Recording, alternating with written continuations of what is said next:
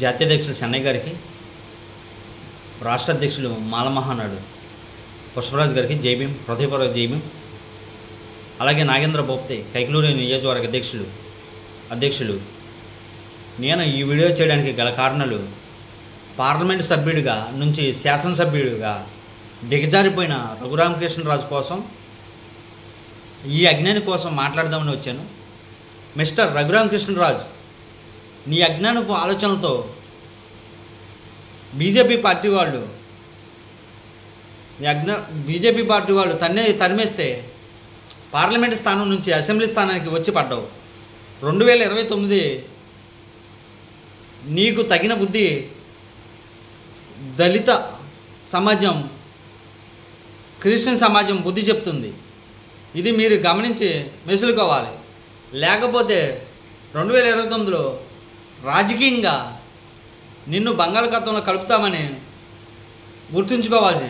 నేను కూడా గుర్తు చేస్తున్నాను. ఉండి నియోజకవర్గంలో ఎస్సీ ఎస్టీ బీసీలుగా కలిసి ఉంటున్న అన్నదమ్ములకు కలిసి ఉంటున్న మమ్మల్ని కులాల పేరుతో మతాల పేరుతో రెచ్చగొడుతూ చేస్తున్న రాద్ధాంతం రాష్ట్రమంతా చర్చనీయాంశంగా చేరాడు. కులాల పేరుతో మతాల పేరుతో రెచ్చగొడుతూ రాజకీయ డ్రామాలు వేస్తున్న నెక్స్ట్ ఎలక్షన్లో మీరు మా గ్రామాల్లో కొనసాగరు. మీరు ఇలాంటి దారిని మార్చుకోకపోతే మీకు రాజకీయంగా పుట్టగతులు ఉండవు. మాలమహానాడు కైకలూరు అధ్యక్షులుగా మీకు హెచ్చరిస్తున్నాను. ఇలాంటి రెచ్చగొట్టు ధరని మానుకోకపోతే ఇది ఏ శాప్తంగానూ మిమ్మల్ని ఓడించే సత్తా మా దగ్గర ఉంది.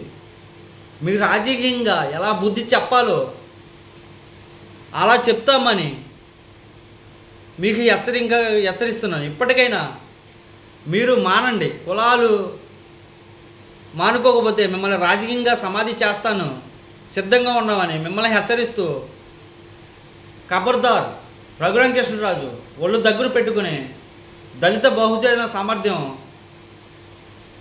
పట్ల మీరు జాగ్రత్తగా ఉండకపోతే మీకు రాజకీయంగా సమాధి కట్టడం ఖాయం. ఓకే, జై భీమ్.